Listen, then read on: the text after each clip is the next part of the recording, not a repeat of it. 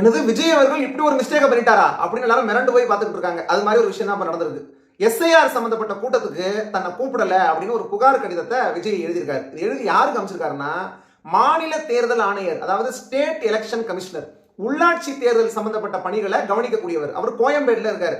அவருக்கு இந்த கடிதத்தை அமைச்சிருக்காரு. ஆனா யாருக்கு விஜய் இதை அமைச்சிருக்கணும் அப்படின்னா, சீஃப் எலக்டோரல் ஆபீசர் ஆக இருக்கக்கூடிய அர்ச்சனா பட்நாயக். அவங்க எங்க இருக்காங்கன்னா, சென்னை தலைமைச் செயலகம் இருக்கு பாத்தீங்களா, அங்கதான் இருக்காங்க அர்ச்சனா பட்நாயக். இதுக்கு முன்னால அவங்களுடைய இடத்துல இருந்தவங்க யார் அப்படின்னா, சத்யபிரகாஷ் சாஹூ ஐஏஎஸ். அவர் ஒடிசாவை சேர்ந்தவர். அவர் ஒடிசாவுக்கு போயிட்டார் அப்படிங்கிறதுனால அவருடைய இடத்துல இப்ப அர்ச்சனா பட்நாயக் இருக்காங்க. இவங்க தான் பார்லிமெண்டரி எலெக்ஷன், அசம்பிளி எலெக்ஷன் சம்பந்தப்பட்ட விஷயங்களை கவனிக்கக்கூடியவங்க. 18 வயசு ஆயிட்டோம்னு வைங்க, நமக்கு ஓட்டு போடணும்னா நம்ம ஊர்ல எங்க போவோம்? தாசில்தார் ஆபீஸ்க்கு போவோம். ஏன்னா அங்கதான் வாக்காளர் பட்டியலில் நம்ம பேர் சேர்க்கிறது, பேர் நீக்கிறது, இதெல்லாம் எல்லா நாள்லயும் நடக்கும். அதே மாதிரி ஒரு மாநிலம் முழுவதும் இந்த பணிகளை கவனிக்கக்கூடியவர் தான் சீஃப் எலக்டோரல் ஆபீசர். அந்த இடத்துல இருக்கக்கூடிய அர்ச்சனா பட்நாயக். அவங்களுக்கு அந்த கடிதத்தை அனுப்புறதுக்கு பதிலா மாத்தி மாநில தேர்தல் ஆணையருக்கு விஜய் அவர்கள் அமைச்சிருக்காரு.